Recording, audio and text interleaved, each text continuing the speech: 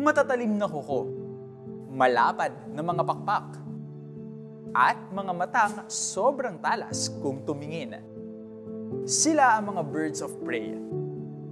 Tinaguruan na rin silang raptors dahil nanginginain sila sa mas maliliit na hayop. At isa na rito ang endemic na Philippine eagle.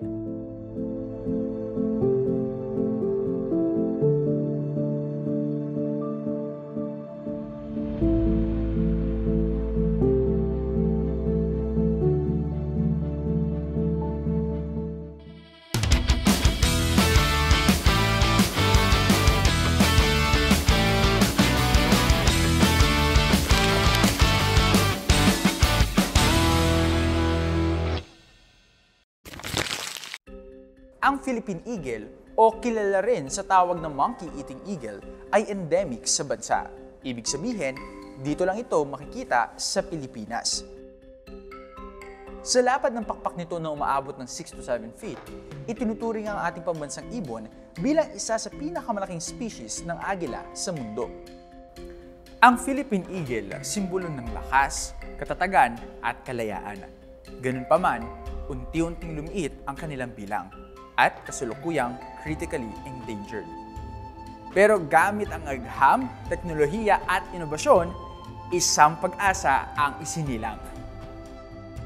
Taong 1994, idiniklarang critically endangered ang Philippine eagle. Dahil ito sa deforestation, illegal logging at iba pang human activities. Kaya naman, ganun na lang pagpupursige upang muling maibalik ang kanilang bilang. My name is Dominic Tadena,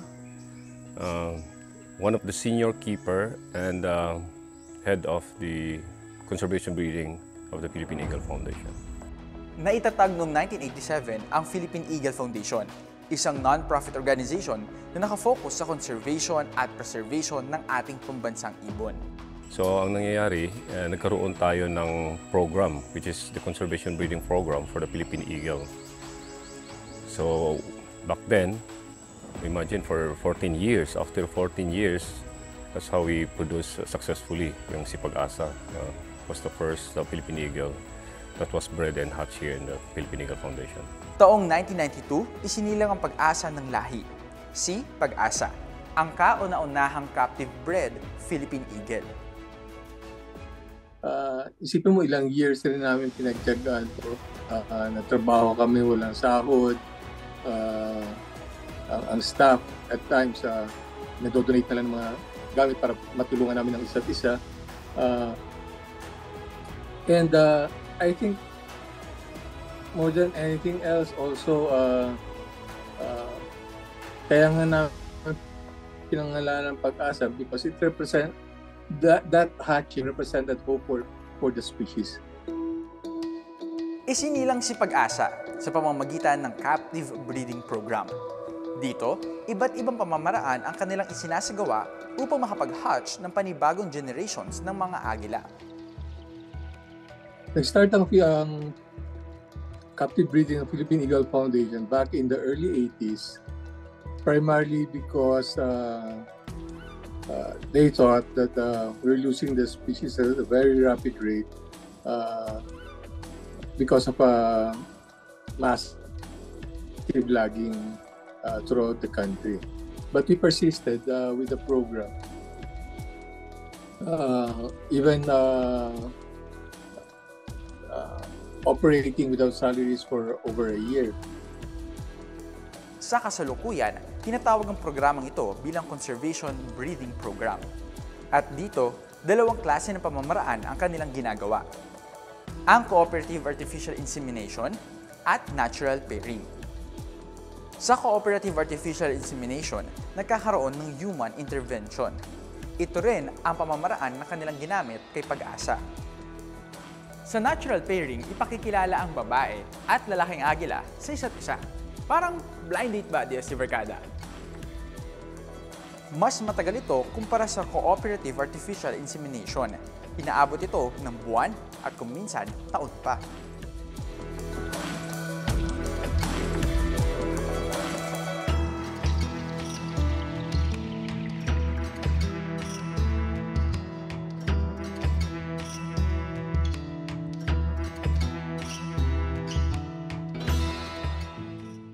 Kumpara sa ibang species ng ibon, matagal ang maturity ng isang Philippine eagle. Inaabot ang female eagle ng 5 years bago maging sexually mature at 7 years naman sa mga male eagle. Ito ang kanilang edad kung kailan handa na silang bumuo ng pamilya. Philippine eagle is very slow maturing. So kailangan pang umabot ng 5 to 7 years before they get mature. And then aside of that, yung productions nila is very slow. Yung Philippine eagle, they produce 1 egg in a clutch. Okay, hindi kagaya ng ibang yung birds na it could be 2, 4, or even 6 eggs. But for the Philippine eagle, they only produce 1 egg every breeding season. And sa wild, every 2 years, dun sila nagpo-produce ng itlog kasi sila pang magre-rear ng kanang eaglets until it fledge, for like 2 years after. So it's really so difficult for them to breed. At alam nyo ba mga Diyos si Barkada, ang mga agila ay monogamous. Ibig sabihin, iisa lang ang kanila nagiging partner sa buong buhay nila. Sana all. At mula sa unang captive bred Philippine eagle na si Pag-asa, umabot na sa 28 ang kanilang na-hatch. I think yung success na yun, very put us on the map. Especially because sa tulong ng media and also because this was really the first large rainforest eagle hatch in captivity throughout the Asia-Pacific region. So hindi lang sa Pilipinas ang significance nito, but regional ang effect.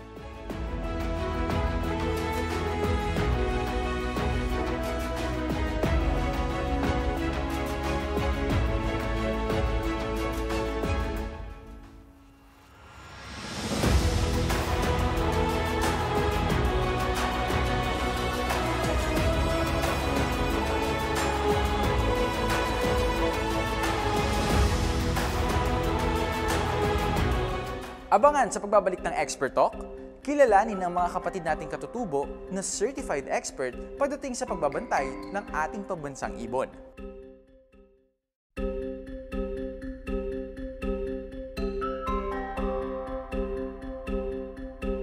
Dito sa Philippine Eagle Foundation, todo ang kanilang efforts upang maibalik sa dating bilang ang critically endangered na Philippine Eagle.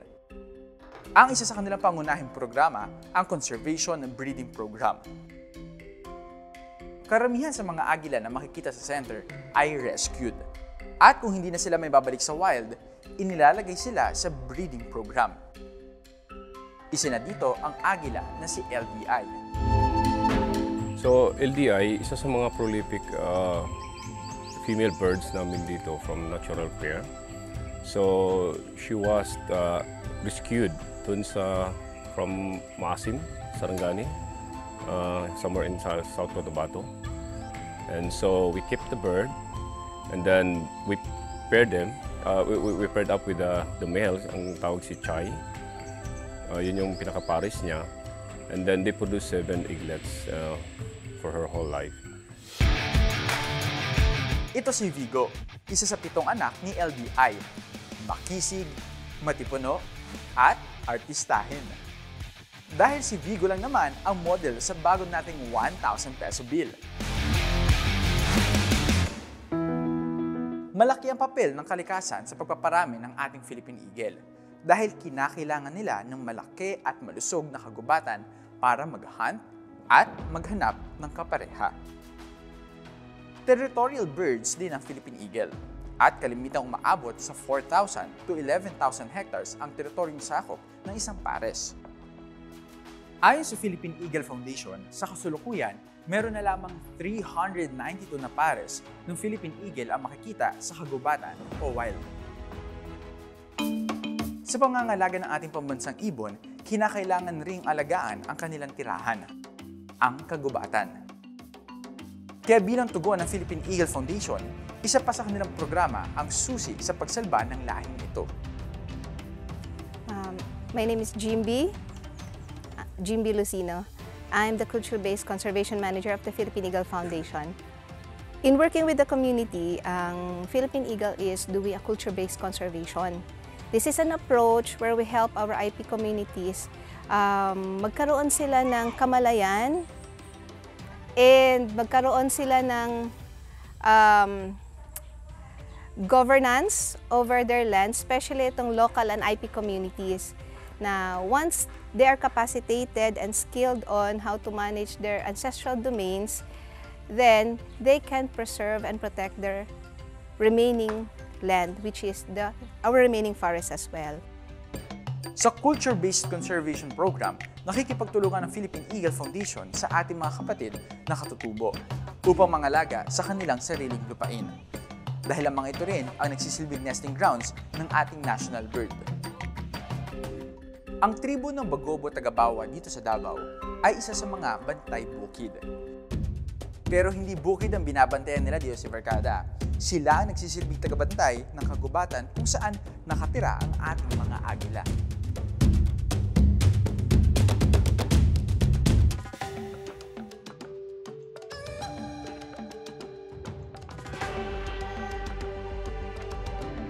Pag umaambon, hindi mo talaga makikita yan.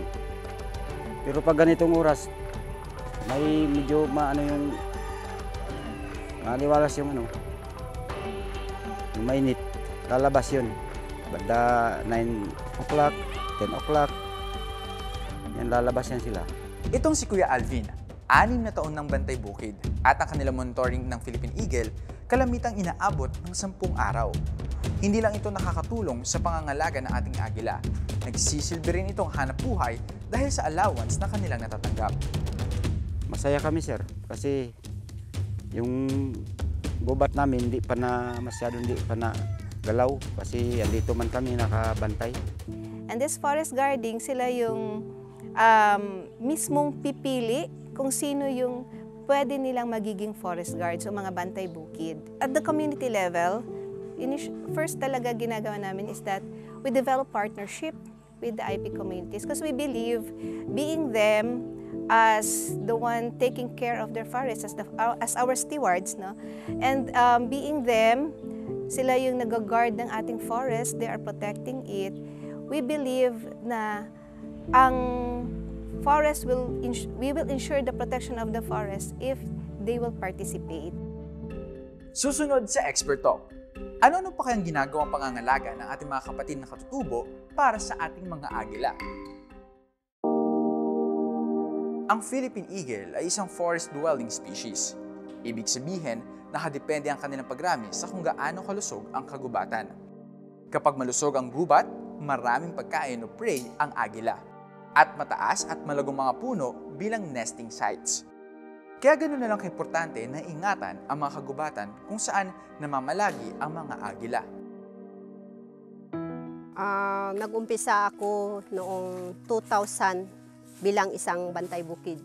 So bilang isang bantay bukid, kasama yun sa trabaho namin at obligasyon namin na magre-reforestation. Kailangan talaga yung ganito na obligasyon namin na trabahuin yung pagtatanim ng kahoy, pagre-reforest sa mga area na, open area na kailangan namin gawin para naman sa susunod na henerasyon may mas makikita pa silang malalaking kahoy. Ay dito po, more than 1,000 po yung natanim namin.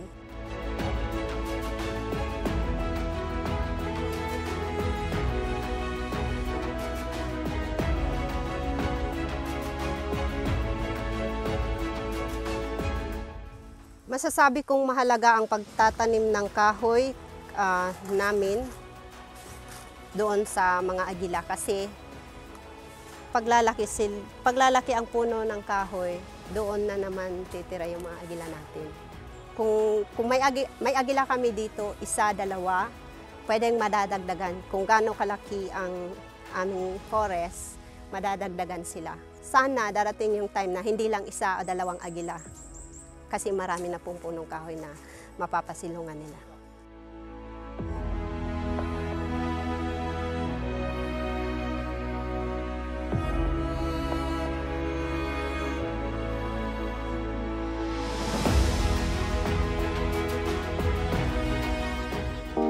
Forest guarding program ng PEF, Maraming kasi yan siyang component. Hindi lang yan siya yung pagpunta nila sa forest o yung sa kanilang kabundukan para i-check. Unang-una is that it revitalized their culture. Dahil dyan sa pagpasok pa lang nila, yung mga culturally important places, culturally important na mga hayop at saka mga tanim, nakikilala din nila yon. So it revitalized culture.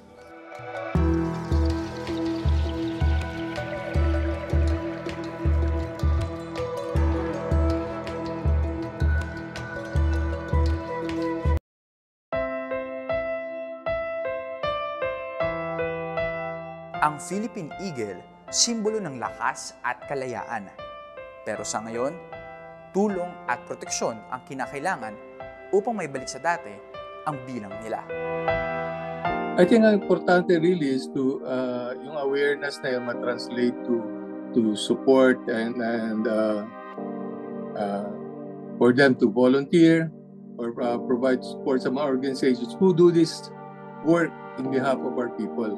Malaki po yung magagawa natin to conserve our Philippine Eagle. And as a public, we are calling to help us and join us in our campaigns for conserving and protecting our Philippine Eagle. What you can do is that pwede pong kayong tumulong sa Philippine Eagle Foundation through providing your donations and any kind, especially in our forest guarding program.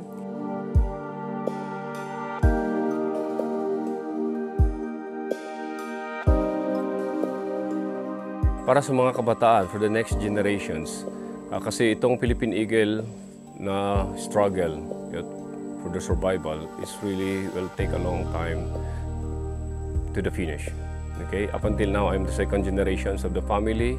Yung Philippine Eagle Foundation, even though I will finish my generation, this eagle will still be on that status as critically endangered species by the IUCN. So at least man lang, the next generation will continue this project to be successful.